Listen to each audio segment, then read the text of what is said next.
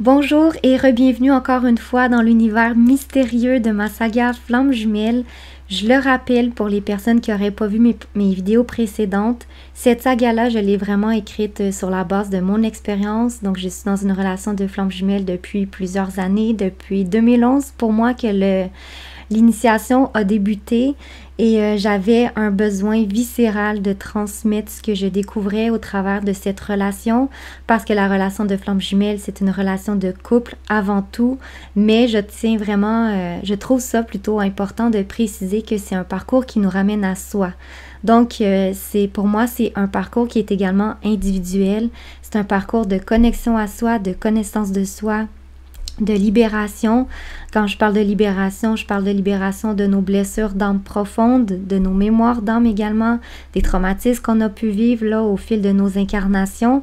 Donc c'est un parcours de guérison intérieure et c'est ce que j'ai vécu moi dans les dernières années. Je suis encore en chemin, j'ai encore des choses à guérir, j'ai encore des choses à libérer, mais au travers de la saga, je transmets vraiment beaucoup d'informations sur entre guillemets, comment on fait pour se guérir, se libérer. Je dis entre guillemets parce qu'il n'y a pas de mode d'emploi, mais en fait, la manière que je crée les scènes et que j'ai créé les personnages, ça vous connecte naturellement, vous, en tant que lecteur-lectrice, à votre monde intérieur. Ça vous permet de faire vos propres conscientisations, d'amener à la lumière de votre conscience tout ce qui est occulte en vous, plus voilé, plus caché, pour que vous puissiez l'alchimiser, le transmuter. Donc, je le sais que simplement en écoutant soit les livres audio que je fais de cette saga ou en vous procurant les livres, en faisant la lecture, vous allez vous guérir, vous allez vous libérer, vous allez vous reconnecter à vous. Et que vous soyez dans un parcours de flammes jumelles ou pas, cette saga-là peut vraiment vous apporter beaucoup d'informations parce que dans la saga, je parle également de création d'un nouveau monde, d'une nouvelle réalité. Donc, j'amène les héros à cheminer en ce sens.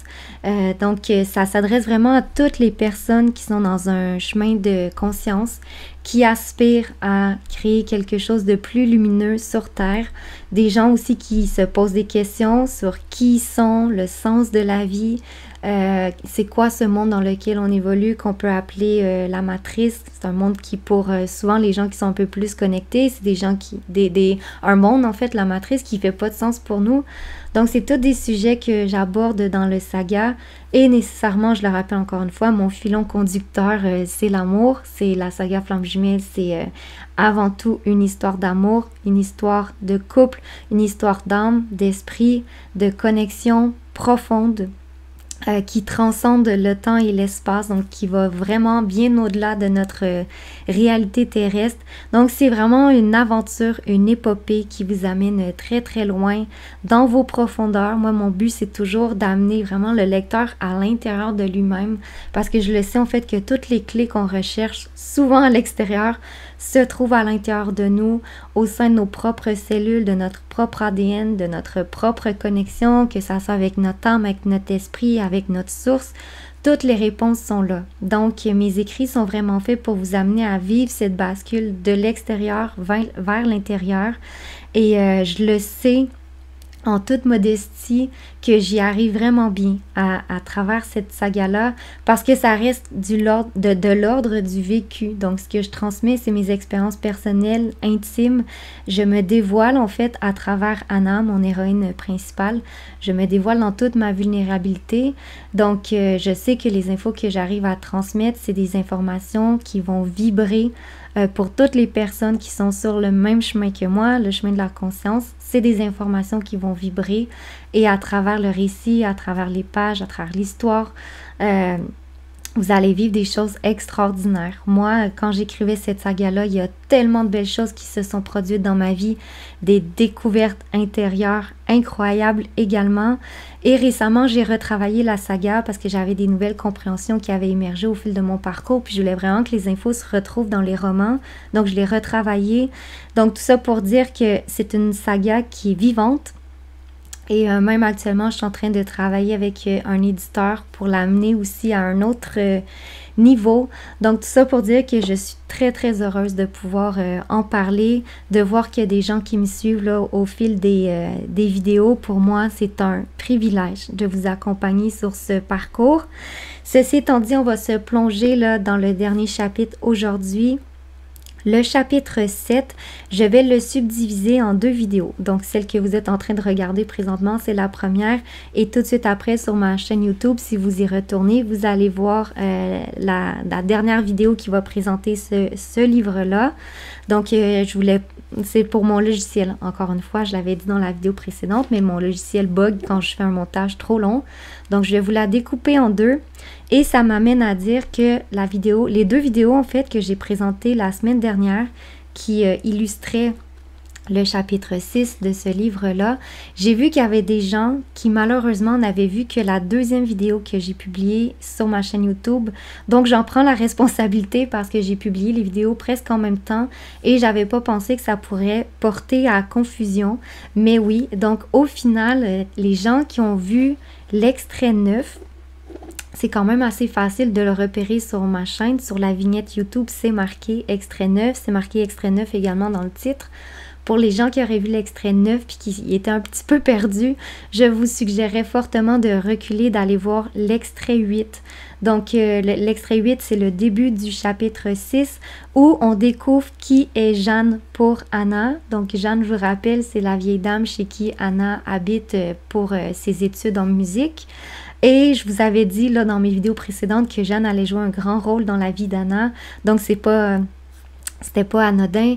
Donc, Jeanne se révèle être la grand-mère d'Anna et c'est dans l'extrait 8 qu'on l'apprend.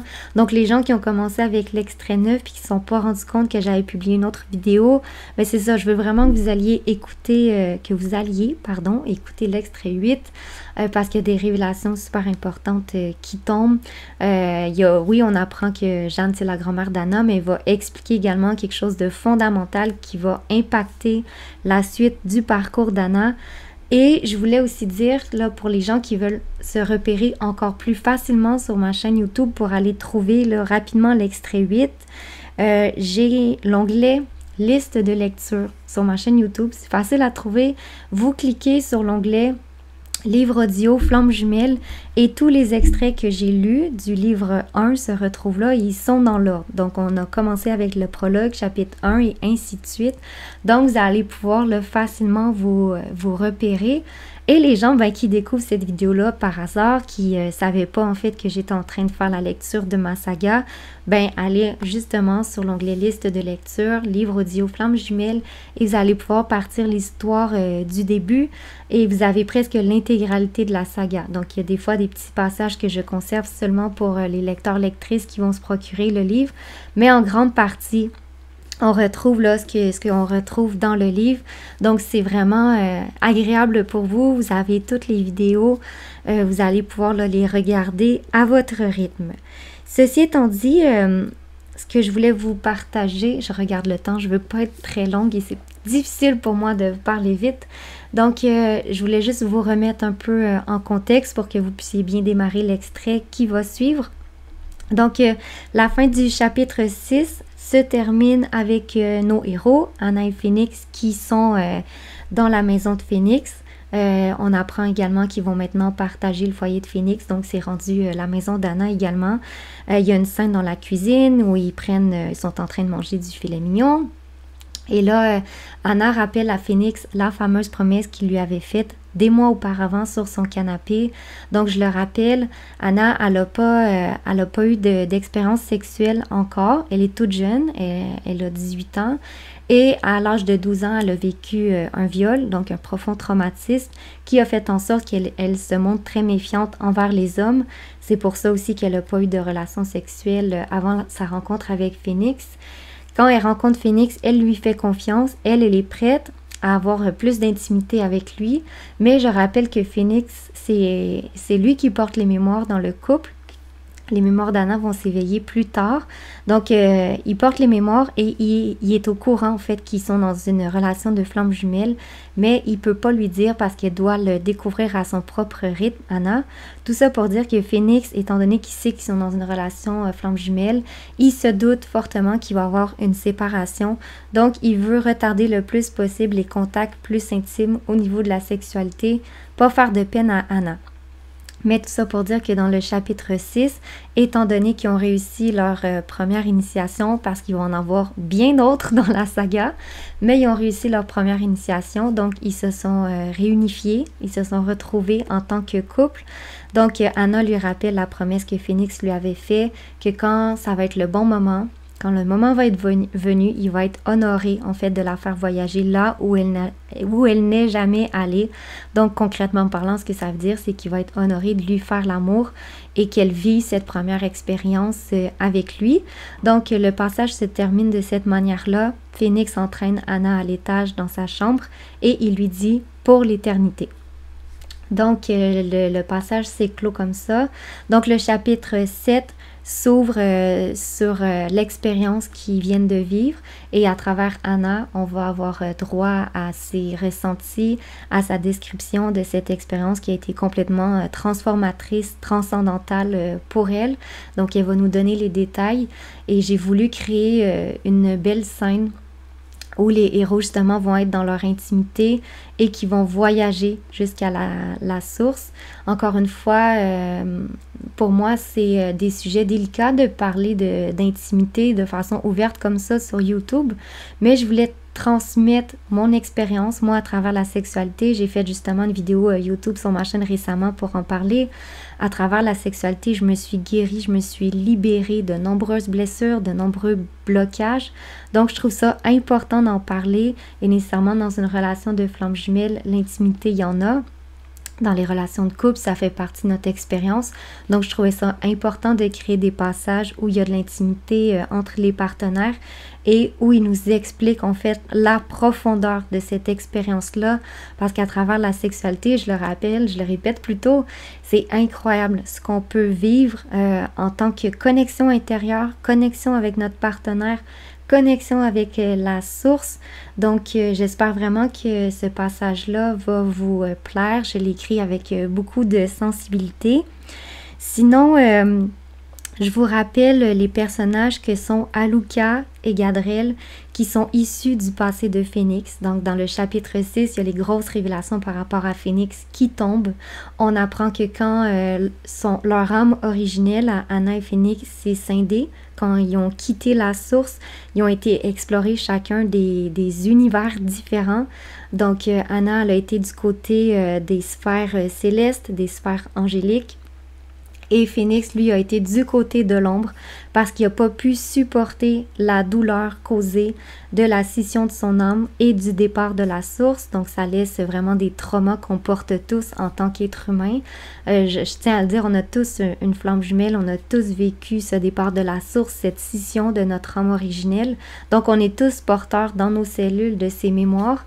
Et Phoenix n'a pas été en mesure de supporter cette douleur. Donc, il s'est révolté contre la source et il a décidé de suivre Apollyon. Je vous le rappelle, c'est lui qui incarne l'ombre, l'obscurité dans ma saga.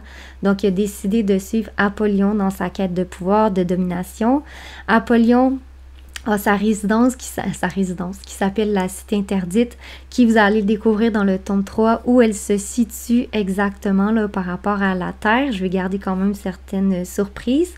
Mais Apollyon habite à la Cité Interdite avec les anges, je zézaye, avec les anges déchus, avec des démons également. Donc, Phoenix a fait partie de cet univers-là pendant des millénaires. Donc, c'est ce qu'on découvre dans le chapitre 6. Donc, Phoenix est porteur d'un lourd passé, un passé très, très obscur. Et avec lui, quand il était quand il habitait dans la cité interdite avec Apollyon, il habitait là-bas aussi avec Aluka et Gadrel. Donc, ils ont, dans le chapitre 4, Aluka et Gadrel se sont présentés là, aux messes des officiers quand il y avait la fameuse cérémonie des médailles de Phénix. Je rappelle, Phénix, c'est un militaire qui a été récompensé. Donc, tout ça pour dire qu'il avait invité Anna à cette soirée-là et Aluka et Gadrel se sont pointés le bout du nez pour ruiner leur soirée. Leur objectif, en fait, à Aluka et Gadrel, c'est de faire en sorte que le couple de Anna Phénix se sépare parce qu'ils savent qu'ils sont très puissants quand ils sont réunis tous les deux. Donc, je vous les rappelle, ces personnages-là, parce que dans le chapitre 7, on va les découvrir. Ils vont être là. On va en apprendre un peu plus sur eux là, dans les autres tomes. Et finalement, je voulais aussi vous inviter là, à écouter la deuxième vidéo jusqu'à la toute fin parce qu'il va y avoir un épilogue dans lequel vous allez être probablement très surpris. Donc, on va vraiment plus plonger au cœur de l'obscurité dans la cité interdite. On va apprendre à connaître un peu plus Apollyon et on va apprendre à connaître également un personnage très sombre qui se prénomme Yekun. Donc, tout ça pour dire que dans l'épilogue, je livre beaucoup d'informations sur ce qui se passe là dans la cité interdite, sur le passé de Phénix et ces informations-là vont être vraiment importantes pour la suite du récit. Donc, pour les gens qui aiment les surprises, je pense que vous allez pas être déçus, vous allez être gâtés parce que c'est vraiment tout un épilogue, que j'écris. Donc, j'espère que ça va vous plaire, ça va vous donner envie de poursuivre l'aventure Flamme Jumelle avec moi. Je le répète toujours, mais ça va vous entraîner tellement loin à l'intérieur de vous, ça va vous permettre de contacter des présences que vous n'avez peut-être pas encore rencontrées ou ça va vous permettre de renforcer votre connexion avec ces aspects de votre multidimensionnalité et nécessairement, plus on renforce notre propre connexion, plus ensuite la connexion avec le partenaire ou la partenaire, elle est forte, elle est puissante. Le lien d'amour se renforce également. Donc, moi, l'amour, c'est un thème universel, mais c'est vraiment un thème aussi que je suis venue aborder. Je suis venue en parler sur la planète Terre. Je l'incarne dans mes cellules.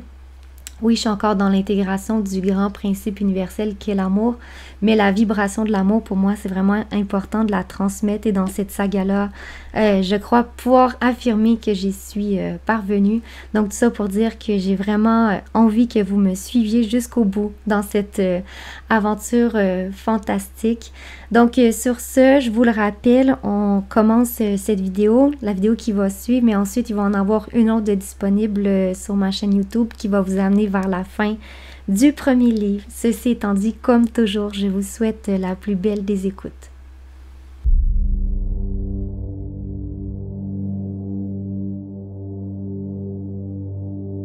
Wise men say only fools rush in, but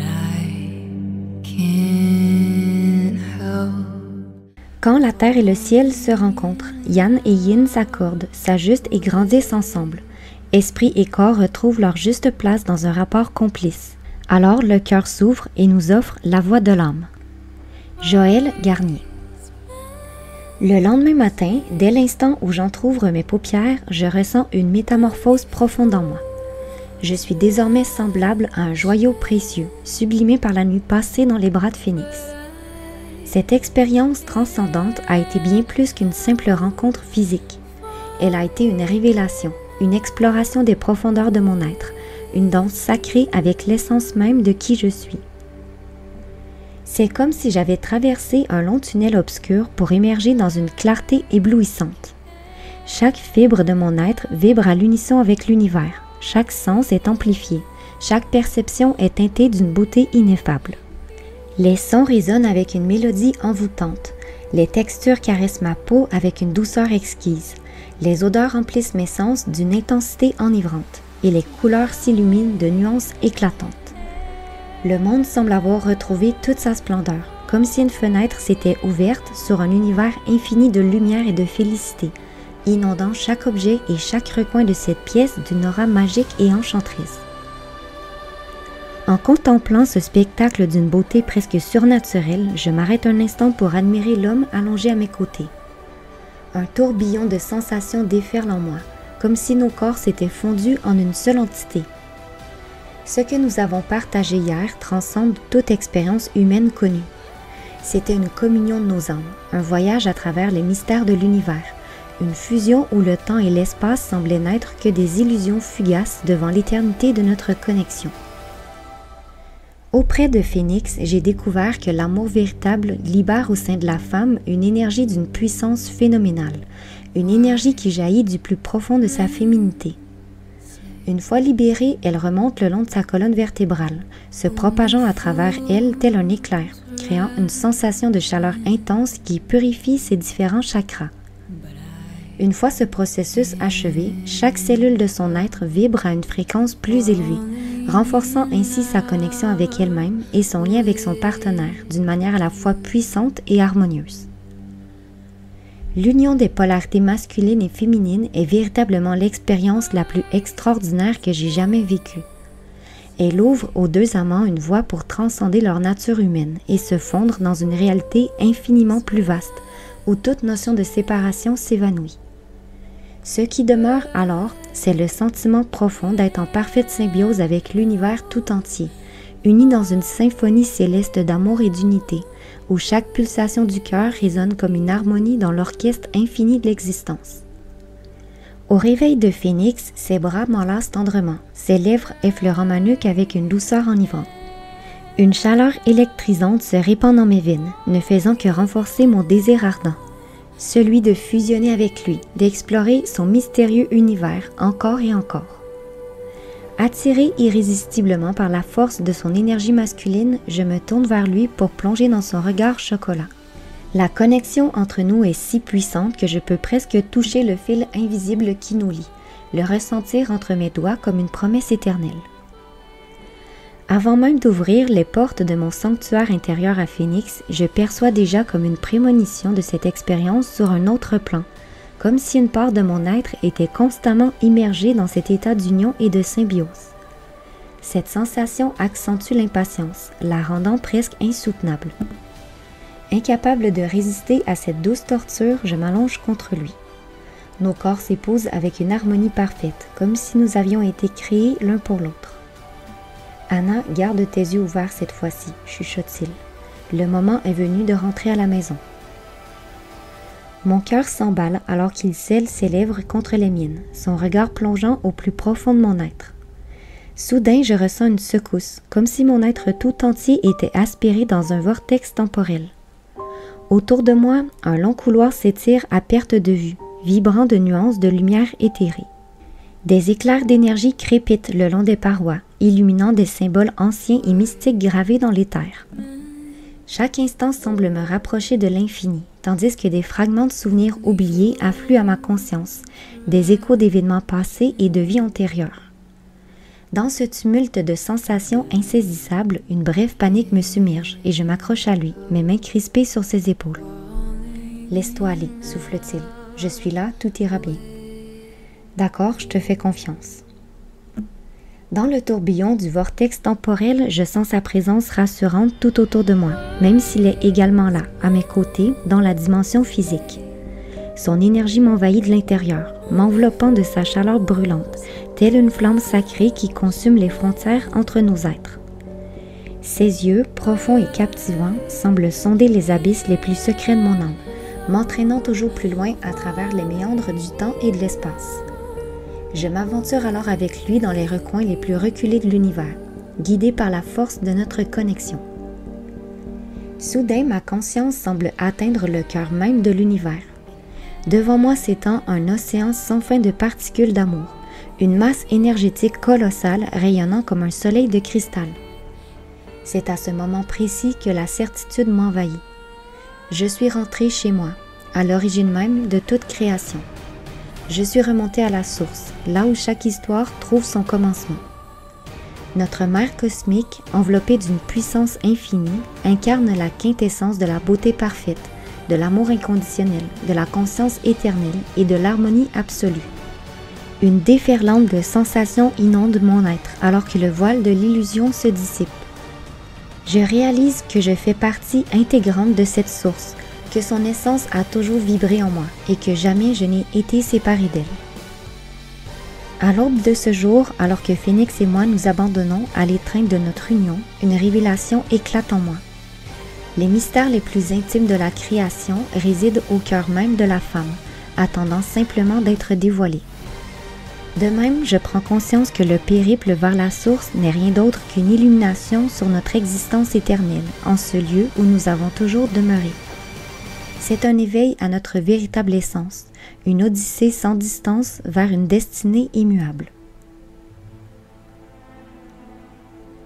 Dès que mes paupières se soulèvent après une brève sieste, je suis accueillie par un éclat lumineux émanant du corps de Phénix, une lueur vert émeraude qui scintille comme un diamant au soleil. Avec douceur, il m'explique que cette brillance est son aura, indiquant que ma perception du monde invisible s'affine. Cela t'aidera à discerner les intentions des gens, à voir au-delà des apparences. Tu sauras reconnaître ceux dont le cœur est pur. Ah oui, laisse-moi voir ça. Je le fixe intensément pendant un moment avant de bondir hors du lit, déclarant avec une pointe de théâtralité. Monsieur Thomas, je suis consternée de découvrir que vos intentions ne sont pas aussi nobles que vous le prétendez. Désormais, je vais devoir me méfier de vous. Il rétorque d'une voix enjôleuse. Mais mes intentions sont des plus nobles, je t'assure. Ah oui, ce n'est pourtant pas ce que j'ai décelé, répliquai-je, un sourire espiègle aux lèvres. Avec la grâce d'un félin, il se lève pour me ramener dans le lit, murmurant « Mon unique intention est de te satisfaire, Anna. » Sur ce, il scelle nos lèvres dans un baiser passionné, et 3 semaines s'écoulent sans que je m'en rende compte. 3 semaines d'abandon total et de plaisir charnel.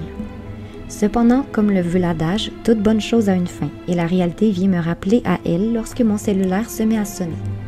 Je descends précipitamment au rez-de-chaussée pour répondre à l'appel. « Bonjour papa », m'exclamai-je avec joie. Ces derniers jours, j'ai été comblée de bonheur à bien des égards.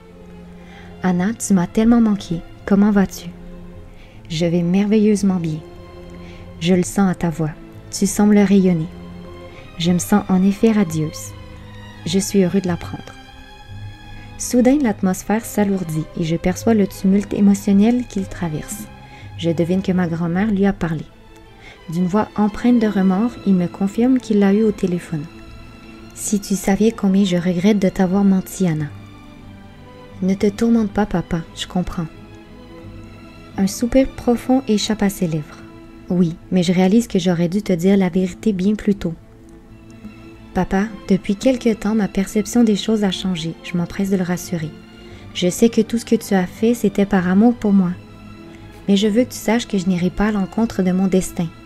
Je suis prête à affronter tout ce que l'avenir me réserve, affirmai-je avec une assurance nouvelle. Ma petite empotée, tu as grandi, souffle-t-il, la gorge serrée par l'émotion. À cet instant, Phénix se présente dans le salon et se cale à mes côtés sur le canapé. C'est grâce à lui, papa, déclarai-je.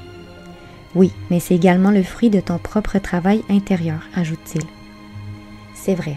Et maintenant qu'il n'y a plus de secret entre nous, je me demande si tu as contacté tes amis de la GRC pour faire des recherches sur lui. Lorsque je suis allée vous rendre visite, maman et toi, j'ai trouvé cela étrange que tu m'encourages dans ma relation. Il rit doucement. Je n'ai pas eu besoin de le faire. Dès que tu m'as parlé de lui, j'ai demandé à ta grand-mère ce qu'elle savait à son sujet. Elle m'a alors confié qu'elle pensait que Phénix était ta flamme jumelle. Mais elle n'aurait jamais imaginé qu'il était aussi l'un de nos plus anciens ennemis. À cette époque, il répondait au nom de Malak. Un frisson parcourt mon être alors que mes yeux se posent sur Phénix. La simple évocation de son ancien nom éveille en moi un sentiment de méfiance, une sombre réminiscence des ténèbres qu'il a dû affronter. En revanche, le nom qu'il porte désormais résonne différemment en moi. Il évoque la renaissance, la résilience et la transformation, symbolisant parfaitement son parcours vers la lumière. Mon père m'interrompt dans mes pensées pour me confier quelque chose. Lorsque ta grand-mère m'a appelé pour me raconter dans quel état il t'avait trouvé après ta rupture avec Phénix, une partie de moi brûlait de lui rendre visite pour lui régler son compte une bonne fois pour toutes. Mais en même temps, une autre part de moi savait que ces épreuves que tu traversais étaient des étapes nécessaires pour ton évolution. Aujourd'hui, je dois te dire que je n'ai jamais été aussi fière de toi, Anna. Je suis conscient du chemin parcouru pour en arriver là et tu as brillamment relevé tous les défis. » Submergée par l'émotion, mes yeux s'emplissent de larmes de joie. « Merci papa, mais tu sais, je n'aurais pas pu surmonter tout cela sans toi. Tu es mon roc depuis le premier jour. » Je devine qu'il esquisse un sourire. « Alors, quand est-ce que ta mère et moi aurons le plaisir de le rencontrer? » « Eh bien, Noël approche à grands pas, dis-je en admirant le paysage enneigé à travers les baies vitrées. Nous pourrions envisager de passer quelques jours chez vous pour célébrer ensemble. Mais à une condition, que tu me promettes d'être gentil. » Il rit légèrement. « C'est promis, mais je ne peux pas en dire autant pour ta mère. » Un vertige s'empare soudain de moi. « Anna, tu es toujours là ?» demande-t-il après un moment de silence. « Oui, oui, je me prépare mentalement pour la rencontre avec maman. Bon, je dois te laisser. »« D'accord, à bientôt. Oh, et une dernière chose, ta mère n'est au courant de rien. » Après avoir raccroché, je lance un regard nerveux vers Phoenix. « Es-tu prêt à affronter ton passé et à rencontrer ton plus ancien ennemi ?» demandai-je avec appréhension. « Ce n'est pas un ancien ennemi que je vais rencontrer, » répond-il calmement. « Je vais simplement rencontrer mes beaux-parents. Après tout, je ne suis qu'un homme qui est tombé amoureux d'une femme. » Je roule des yeux. « Ne fais pas semblant que notre vie est ordinaire. Tu sais très bien que notre existence est tout sauf banale. » Un sourire espiègle se dessine sur son visage alors qu'il m'entraîne dans ses bras, nous emportant à une vitesse éblouissante vers la chambre à coucher. Cette nuit-là, un bruit étrange me tire du sommeil. J'observe Phoenix endormi à mes côtés, souhaitant ne pas le perturber. Avec précaution, je me lève et descends au rez-de-chaussée, marchant sur la pointe des pieds. Dehors, le vent hurle et l'orage gronde à l'horizon. Je suppose que c'est un éclair ou un coup de tonnerre qui m'a réveillée. Cependant, en entrant dans la salle de bain, un son étouffé attire mon attention, venant de la cuisine. Mon cœur bat la chamade alors que j'avance prudemment dans l'obscurité, évitant de justesse le coin de l'îlot. Soudain, une voix douce et mélodieuse résonne dans la pièce, prononçant mon nom. « Qui est là ?» demandai-je, sursautant légèrement. « Mon nom importe peu » répond la voix qui semble flotter près de moi. Je recule d'un pas, scrutant l'obscurité. « N'aie pas peur, je suis simplement venu te délivrer un message » poursuit la voix avant de déclarer des paroles dont le sens m'échappe. « Pardon, je ne comprends pas cette langue. » J'attends quelques instants dans l'espoir d'entendre à nouveau le message, mais rien ne se produit. Je me dirige alors vers l'interrupteur pour ouvrir la lumière. Au centre de l'îlot, je découvre une feuille blanche couverte de caractères étranges. Je saisis la feuille et me précipite à l'étage, grimpant les marches 2 par 2. « Phoenix, réveille-toi » m'écriai-je. En proie à la panique, il se redresse brusquement dans le lit. « Qu'est-ce qui se passe ?»« Ne t'inquiète pas, tout va bien » dis-je en allumant la lampe de chevet. « C'est juste qu'on m'a remis ça. » Il examine attentivement la feuille pendant un moment. « C'est de l'hindi » conclut-il finalement. « Ce sont les mêmes caractères que ceux utilisés en sanskrit. »« Alors tu peux traduire ?» ?»« Oui. C'est écrit « De votre unité naît un nouveau monde. » Je fronce les sourcils. Que penses-tu que cela signifie exactement? Je n'en sais rien, mais comment as-tu eu ça? Demande-t-il en fixant la feuille avec intensité. J'ai entendu un bruit étrange et je suis descendue pour... Il me coupe net, une lueur de mécontentement dans les yeux. Pourquoi ne m'as-tu pas réveillé? Me gronde-t-il. Parce que tu dormais comme un bébé. Il soupire. La prochaine fois, réveille-moi, d'accord? Allez, rendors-toi maintenant. Je vais voir ce qui se passe en bas. Au réveil, mon regard se pose avec dédain sur mon jogging, jeté négligemment sur le sol à côté du tipi près du lit. Depuis mon installation chez Phoenix, je n'ai pris que le strict minimum de mes affaires, mais il est désormais évident que ma garde-robe nécessite une mise à jour. Je souhaite que mes vêtements reflètent la profonde transformation intérieure que j'ai entreprise. Avec quelques économies en banque, je compte sur Ellie pour m'aider à choisir des tenues appropriées.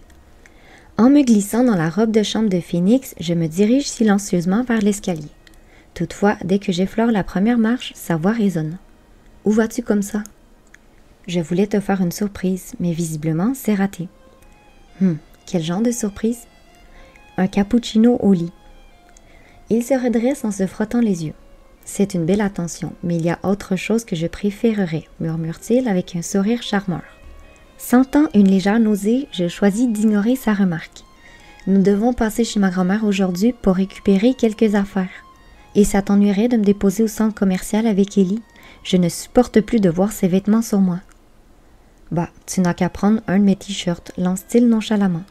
De toute façon, tu n'as pas besoin de vêtements la moitié du temps.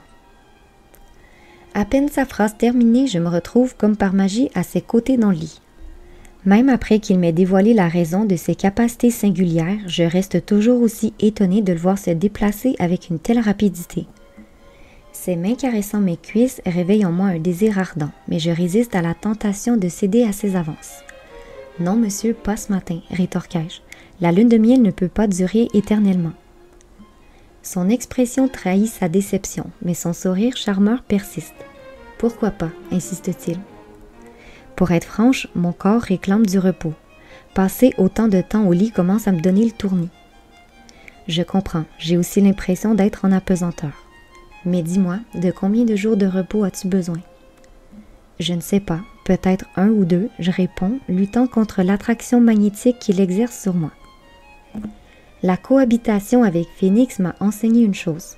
Quand l'amour est profond, le désir ne diminue pas avec le temps, il ne fait que croître. Très bien, alors remets-toi vite sur pied, conclut-il. Après le petit déjeuner, nous prenons la route pour rendre visite à ma grand-mère.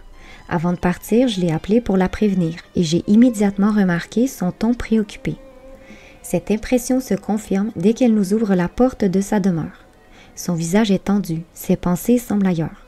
« Grand-mère, qu'est-ce qui se passe ?» m'inquiétai-je. Elle tente de me rassurer d'un sourire. « Tout va bien, ma chérie. Allez entrer, il fait froid dehors. J'ai préparé de la tisane, ajoute-t-elle en se dirigeant vers la cuisine. Nous nous empressons, Phoenix et moi, de nous débarrasser de nos manteaux et de nos bottes avant de la suivre. Son regard scrutateur reste fixé sur moi alors qu'elle nous sert nos infusions. « Pourquoi regardes-tu Anna de cette manière ?» l'interroge Phoenix, un sourcil arqué. Soudain, un halo de couleur argentée se forme autour d'elle, une aura légère et délicate qui semble l'envelopper telle une bruine scintillante. « Ma chérie, tu n'as donc pas compris mon message ?» me demande-t-elle en posant doucement sa main sur mon ventre. Stupéfaite, mes yeux s'écarquillent. « C'était toi ?»« Oui, on m'a envoyé vers toi pour te délivrer ce message. » Tandis qu'elle me le récite d'une voix profonde, Phoenix semble frappé par un éclair de lucidité. « De votre unité naît un nouveau monde, » murmure-t-il, les yeux agrandis par l'incrédulité. « Mon Dieu, Jeanne, est-ce que je rêve? »« Non, tu ne rêves pas, » répond-elle avec assurance. « Mais comment est-ce possible? » Frustrée d'être la seule à ne pas comprendre, j'interromps leur conversation. Qu'est-ce que tout cela signifie? Phoenix inspire profondément, son souffle semblant se mêler à l'air chargé d'émotions. Puis, d'une voix tremblante, il prononce les mots qui bouleversent notre univers. « Mon amour, tu es enceinte. » Je me sens alors tourbillonnée, prise dans une vertigineuse spirale. Phoenix se précipite pour me soutenir, m'aidant à rester assise. Mais même dans cette position, un épais brouillard enveloppe mes pensées, rendant toute réflexion ardue. Je ferme les yeux dans une tentative de retrouver un semblant de stabilité, mais l'obscurité intérieure persiste. Lorsque je les rouvre enfin, je me trouve allongée sur le canapé, les contours flous de la pièce dansant devant mon regard. Pendant ce temps, Phoenix fait les 100 pas dans le salon, son visage oscillant entre une joie ineffable et une profonde incompréhension. Anna m'avait affirmé qu'elle ne pouvait pas avoir d'enfant, confie-t-il à ma grand-mère. Oui, mais ça, c'était avant de t'avoir rencontré. Tu sais aussi bien que moi que vos retrouvailles ont changé à tout jamais le cours des événements. Je sais, mais je ne croyais pas que ça, c'était possible, souffle-t-il, ému jusqu'aux larmes. À ce moment, je me redresse lentement sur le canapé, encore un peu étourdie. Phoenix me demande aussitôt comment je me sens. Je vais mieux, je réponds. Tu veux un verre d'eau?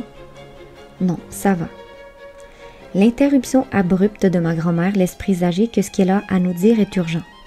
Écoutez-moi bien tous les deux. Nous devons être très prudents en ce qui concerne cet enfant. Cela doit rester entre nous, du moins, jusqu'à ce que je puisse confirmer certaines choses. Un instinct que je ne savais pas posséder me pousse à bondir sur mes jambes, tel un animal protégeant sa progéniture. Confirmer quoi? Grognai-je, les dents serrées. Anna, calme-toi, ce n'est pas bon pour le bébé, me sermonne Phoenix. Je laisse échapper un soupir agacé. Je peux déjà anticiper qu'il va être excessivement protecteur pendant ces 9 prochains mois. Alors, pressai-je ma grand-mère d'un ton impatient. Je ne peux pas vous dire pour l'instant si mes soupçons sont fondés, admet-elle d'une voix tourmentée. Par contre, je sais où trouver les réponses, mais cela va me prendre un certain temps. Combien de temps, grognai-je, posant instinctivement ma main sur mon ventre. Le temps qu'il faudra. Sa réponse évasive ne me satisfait guère et je m'apprête à riposter. Mais soudain, je me souviens des paroles de Kefa. Anna, tu dois laisser le temps au temps. Je décide alors de mettre en application les précieux conseils de Phoenix pour m'apaiser. Au fil de nos moments d'intimité, il m'a enseigné une technique de respiration particulière, insistant sur le fait que je dois respirer et irradier ma lumière intérieure tout autour de moi. Pour lui, la respiration devient un pont vers notre être profond, nous permettant d'atteindre des états de conscience plus subtils, plus vibrants et expansifs. Très bien, grand-mère, nous attendrons ton retour, affirmai-je d'un ton plus calme. Où as-tu l'intention d'aller pour trouver ce que tu cherches, lui demande Phoenix. En Égypte, répond-elle. En Égypte, répète-t-il, surpris. Oui, et je n'ai pas une seconde à perdre. Sans un mot de plus, elle monte à l'étage pour revenir quelques minutes plus tard avec une petite valise à la main. Après avoir accompagné ma grand-mère à l'aéroport, Phoenix et moi rentrons chez nous en fin d'après-midi. Elle nous a strictement enjoint de ne pas quitter notre domicile, quelles que soient les circonstances. En échange, elle s'est engagée à nous appeler dès son arrivée au Caire. Durant le trajet, j'ai eu l'opportunité de méditer sur plusieurs questions cruciales. Tout d'abord, il me faudra rassembler le courage nécessaire pour annoncer à mes parents que je suis enceinte, alors que les médecins m'avaient catégoriquement assuré que cela serait impossible. Cependant, ce qui me tracasse davantage, c'est l'idée de ne pas pouvoir révéler la vérité à ma mère. Il m'est impossible de lui parler du lien intime qui m'unit à Phoenix, de cet univers singulier qui contraste avec ses croyances, et encore moins de mentionner ce monstre qui me poursuit ainsi que les anges avec lesquels je suis en contact. Ensuite, mes pensées se sont tournées vers Phoenix et le bonheur qu'il affichait en apprenant ma grossesse. Il semblait baigner dans une mer de félicité, mais une inquiétude persiste. Et si je perdais le bébé? Nous n'avons aucune certitude quant à l'avenir de cette petite âme qui grandit en moi, et le départ précipité de ma grand-mère n'a fait qu'accentuer mes craintes. Pourquoi est-elle partie à l'autre bout du monde, nous obligeant à nous enfermer à double tour à la maison? Alors que la peur s'insinue de plus en plus en moi, je me tourne vers Phoenix, cherchant du réconfort. « J'ai besoin que tu me rassures », murmurai-je en m'installant sur le canapé. Il s'assoit alors à mes côtés et passe un bras apaisant autour de mes épaules. « Ne t'en fais pas, tout ira bien. Je veillerai sur vous, toi et le bébé. » Son assurance contraste avec mon propre tremblement. Comment peux-tu rester aussi calme? Si je le suis, c'est parce que je n'aurais jamais pensé être comblée à ce point. Mon cœur déborde de joie et c'est grâce à toi, souffle-t-il en effleurant doucement mon ventre. Anna, tu seras une mère formidable. Alors qu'il partage ses sentiments, je ressens un mélange tumultueux d'émotions. Être enceinte à seulement 19 ans, c'est bien loin de ce que j'avais imaginé pour moi. J'ai toujours rêvé de fonder une famille un jour, mais je n'aurais jamais pensé que cela arriverait si tôt. Maintenant, avec ce petit être qui prend forme en moi, je me sens submergée par un sentiment d'incertitude et d'inquiétude. Je me demande si je serai à la hauteur, si je pourrai lui offrir tout l'amour et la protection dont il aura besoin. Cependant, mes propres appréhensions s'effacent devant la priorité absolue.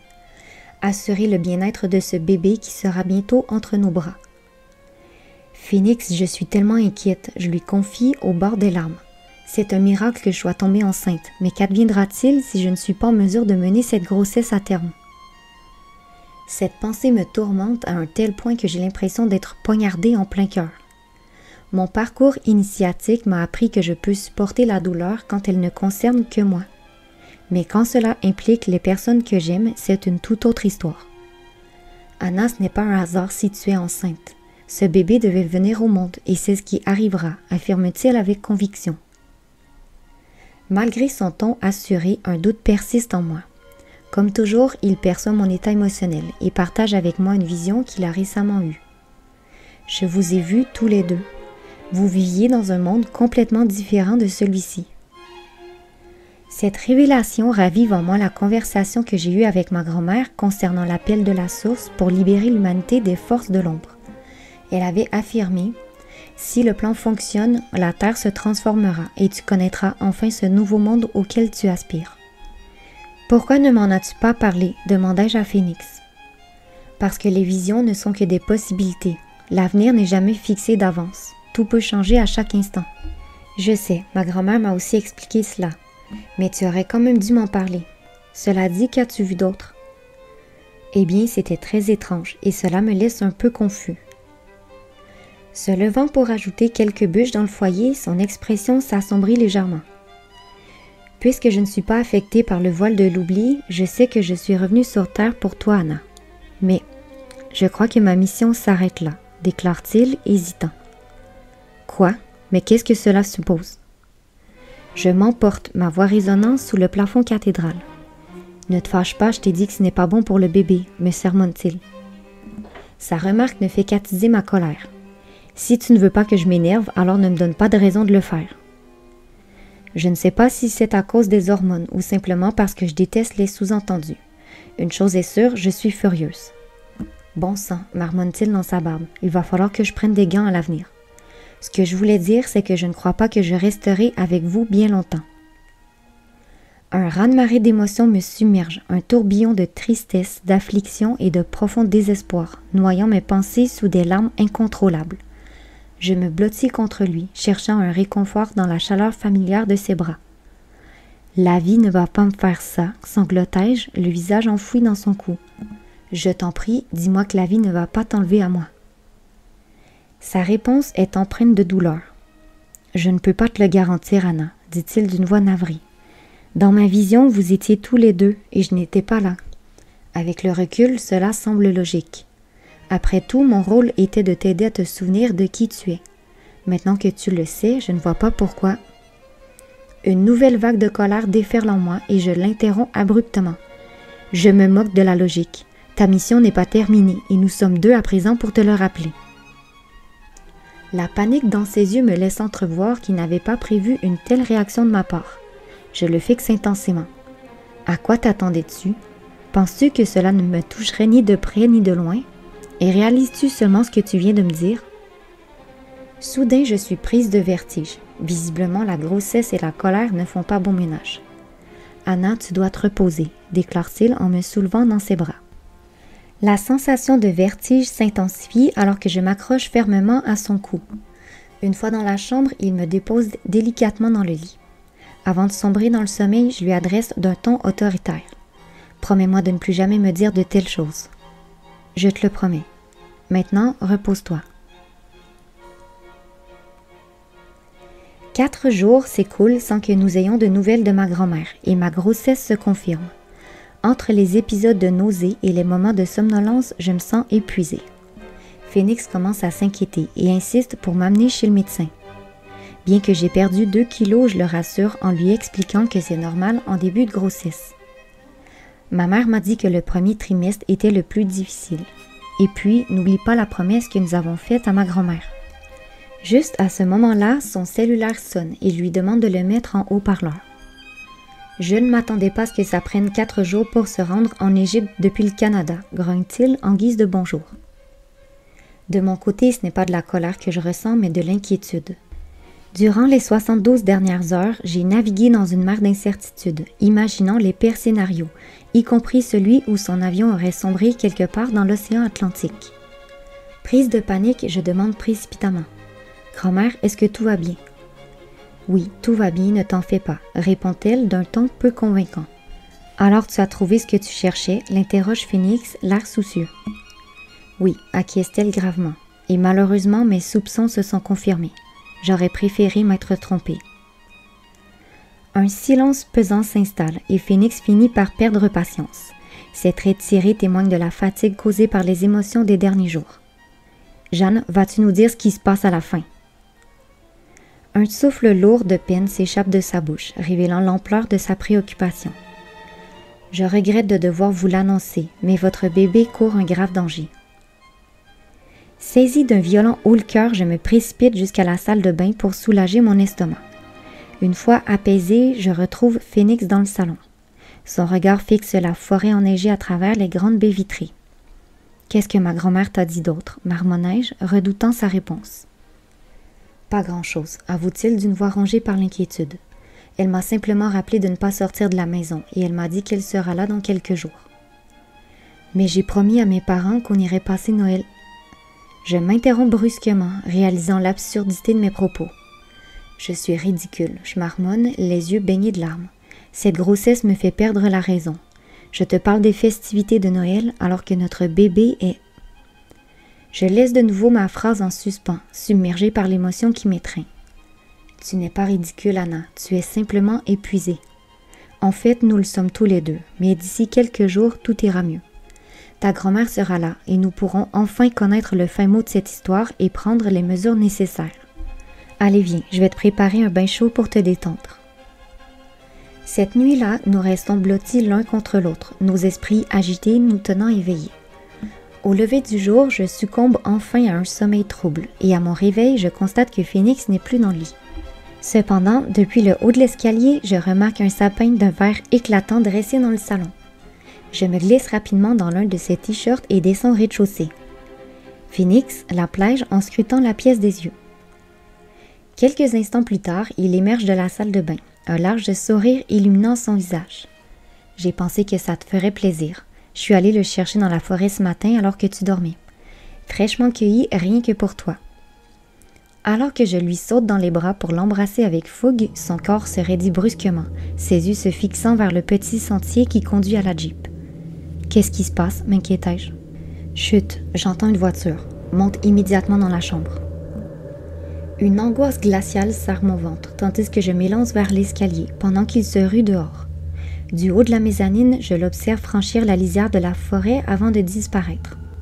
Les mains crispées sur la rampe, mes yeux s'accrochent désespérément au sapin enneigé, chaque seconde s'étirant comme une éternité, alors que je lutte pour ne pas me laisser submerger par l'émotion dévorante. Enfin, je distingue sa silhouette athlétique à travers les arbres, se dirigeant nonchalamment vers la maison, un signe rassurant qu'il n'y a pas de danger. Un soupir de soulagement étreint mon corps, libérant la tension de mes muscles. Mais alors que je m'apprête à descendre l'escalier, mon cœur s'emballe brusquement en apercevant une autre silhouette à quelques mètres de lui. Sans réfléchir, je m'élance à l'extérieur à toute vitesse, hurlant son nom dans un cri de détresse. « Phoenix !» À cet instant, je réalise soudain ma méprise. « Papa, c'est toi ?» Son visage est camouflé sous une épaisse capuche et il m'a fallu un moment pour le reconnaître. « Anna !» s'exclame-t-il. « Mais qu'est-ce que tu fais pieds nus dans la neige ?» Je reste presque indifférente à sa remarque. Des larmes de gratitude brouillent ma vue, tandis que je me rue dans ses bras. J'ai tellement besoin de lui, plus que jamais. Cependant, je ne peux pas prolonger cet instant de réconfort, car Phoenix me rappelle soudain à l'ordre. « Anna, tu vas attraper froid. Allez, rentre dans la maison. » Mon père approuve d'un geste de tête en m'entraînant à l'intérieur. « C'est donc ici que tu te caches » s'exclame-t-il en admirant le plafond cathédral. « Je comprends pourquoi tu n'as pas envie de sortir de la maison. » « Ce n'est pas que je n'en ai pas envie, répliquai-je en lançant un regard interrogateur à Phoenix. Je reste dans l'ignorance de ce qui s'est dit entre eux. « C'est ta grand-mère qui nous l'envoie, m'informe-t-il en attrapant sa robe de chambre sur le canapé, me la tendant ensuite et m'ordonnant de la mettre. Puis, d'un ton plus émotif, il annonce « Ton père est au courant pour le bébé. » Vraiment, je m'exclame, mon cœur battant à tout rompre alors que je me tourne vers lui. Au bord des larmes, il m'attire tendrement dans ses bras. « Je vais être grand-père » murmure-t-il, la voix chargée d'émotion. Nos cœurs battent à l'unisson à l'idée qu'un petit être va bientôt faire partie de nos vies. Pourtant, au début, le choc de ma grossesse m'avait laissé sans voix. Mais avec le temps, j'ai eu l'opportunité de digérer cette nouvelle et de trouver une paix intérieure. Malgré ma jeunesse, je me sens maintenant prête à embrasser pleinement le rôle de maman. J'ai réalisé que l'amour et le soutien de Phoenix et de ma famille me donnent la force et la confiance nécessaires pour affronter ce nouveau chapitre de ma vie. Néanmoins, la réalité me rappelle brutalement à l'ordre. « Anna, regarde-moi à présent » lance mon père d'un ton plus ferme. « Je suis ici pour monter la garde et je ne laisserai personne vous faire du mal. »« Personne » vocifère-t-il, sa voix résonnant dans le salon pendant quelques secondes, tant il a parlé fort. Phoenix soupire. « Bon sang Daniel, pas besoin de hurler. Maintenant, peux-tu expliquer à Anna ce que tu m'as confié tout à l'heure? Nous nous dirigeons vers la cuisine pour poursuivre la discussion. Alors que je prends place sur le tabouret, mon père reste debout près de l'îlot. « Tu veux un café ?» lui propose Phoenix. « S'il te plaît, accepte-t-il. » Alors, voici ce que je sais, Anna. En panique, ta grand-mère m'a appelé depuis le Caire pour m'expliquer pour le bébé. Tu imagines bien que j'ai été assez surpris d'apprendre cela. Mais après avoir discuté avec elle, j'ai réalisé que l'essentiel n'est pas de comprendre comment tu es tombée enceinte, mais plutôt de saisir les motifs pour lesquels cet enfant a choisi de s'incarner. Ta grand-mère croit que la réponse est liée au mythe d'Isis et d'Osiris. Selon la légende, Osiris fut le premier maître de l'Atlantide à être ressuscité. Son histoire repose sur la manière d'atteindre cet état de conscience et elle est devenue la religion de l'Atlantide, puis elle a influencé l'Égypte. C'est pourquoi ta grand-mère est partie là-bas. D'accord, mais je ne vois pas du tout le lien avec notre bébé, avouai-je, troublé. J'y viens, mais d'abord, tu dois savoir qu'il y a deux façons pour les êtres humains d'accéder au plan de conscience supérieur. Je l'interromps sur sa lancée, cherchant à clarifier ce concept de plan de conscience. Il m'explique alors qu'au sein de notre univers, il existe plusieurs plans qui s'imbriquent les uns dans les autres, et chaque plan est lié à une fréquence vibratoire spécifique. L'évolution implique de progresser à travers ces plans afin d'expérimenter différents états de conscience. Actuellement sur Terre, nous vivons au sein du plan de troisième dimension, qui est une dimension très dense. Mais il m'informe que notre planète est actuellement en train de s'élever en vibration et qu'elle s'apprête à changer de plan vibratoire. Cette fois, c'est Phoenix qui l'interrompt dans son élan. « Daniel, pas besoin d'aborder ce sujet pour l'instant. Cela fait beaucoup d'informations à assimiler pour Anna. » « Tu as raison, acquiesce-t-il. Tenons-nous-en à l'essentiel. Ce qu'il est important que tu saches, Anna, c'est que nous avons la possibilité de nous élever jusqu'au plan supérieur. Nous ne sommes pas tenus de vivre éternellement dans le plan de troisième dimension. » Je lui jette un regard abasourdi. Comment pouvons-nous accéder aux autres plans? Il y a deux voies possibles, explique-t-il. La première, c'est le processus de résurrection, tel qu'illustré par Osiris. Mais cela implique de traverser le seuil de la mort. La seconde voie est appelée la fusion ou l'ascension, selon les courants de pensée. La personne qui maîtrise ce processus n'a pas besoin de franchir ce seuil pour atteindre les autres plans de conscience. Si elle le souhaite, elle peut quitter la troisième dimension quand bon lui semble et apparaître dans le plan supérieur. La perspective que la maîtrise de ce processus permette de transcender la mort m'intrigue profondément. Cependant, malgré cette fascination grandissante, mon impatience commence à prendre le dessus. Je ne vois toujours pas le lien avec mon bébé. Avec un sourire en coin, Phoenix dépose sur l'îlot 2 tasses de café. « Les hormones », dit-il à mon père, échangeant un regard complice. Malgré la gravité de la conversation, un léger rire perce chez mon père. « Anna, je ne sais comment ni pourquoi, mais ce bébé que tu portes maîtrise l'art de l'ascension », révèle-t-il ensuite, retrouvant son sérieux. C'est pourquoi il a choisi de s'incarner sur Terre, à cette époque de notre histoire. Malheureusement, c'est également ce qui explique pourquoi il est en danger. Les battements de mon cœur s'accélèrent alors que je pose instinctivement mes mains sur mon ventre. Il continue d'une voix tout aussi tendue. Si ce bébé voit le jour, Apollyon aura bien plus de difficultés à accomplir son dessein. À l'évocation de ce nom, une part de moi vacille, prête à s'effondrer. Cependant, ce n'est pas le moment de flancher. Je dois être forte pour mon enfant. Quel est précisément son dessein? Demandai-je, essayant de contrôler mes tremblements. Apollyon a toujours aspiré à la même chose, la domination, répond Phoenix d'un ton grave. Il veut régner sur la terre et devenir le seul et unique maître de ce monde. Et il est prêt à tout pour parvenir à ses fins. Un soupir exaspéré m'échappe. Je ne comprends toujours pas quel est le lien entre notre bébé et toute cette affaire. Même s'il maîtrise l'art de l'ascension, je ne vois pas en quoi cela freinerait Apollyon dans sa quête de pouvoir. Anna, intervient mon père, imagine ce qui arriverait si tous les êtres humains apprenaient à maîtriser le processus d'ascension. Imagine ce qui se produirait si nous parvenions à quitter ce plan de troisième dimension pour rejoindre le plan supérieur. Il n'y aurait plus d'âme sur cette terre, tu comprends? Elle serait vide. Alors dis-moi, sur qui Apollyon exercerait-il sa domination? Hébété, je reste immobile comme une statue. Quand je pense avoir épuisé toutes les surprises, la vie trouve toujours un moyen de me prendre au dépourvu, me confrontant à une révélation inattendue. C'est donc pour ça, bafouillai-je, le regard perdu dans le vide. Oui, confirme Phénix, les traits crispés. C'est pourquoi Apollyon fera tout en son pouvoir pour que tu perdes le bébé. Mais ne t'en fais pas, nous sommes là pour vous protéger. À cet instant, je réalise qu'il y a deux voies qui se dessinent devant moi. Je peux céder à la panique, à l'indignation et à la révolte, des réactions tout à fait compréhensibles dans la situation actuelle. Cependant, la Anna autrefois effacée et craintive n'existe plus, et la femme nouvelle que je suis devenue préfère opter pour une autre approche. Les yeux passant de mon père à Phénix, je prends une profonde inspiration et déclare « Très bien, alors quel est le plan ?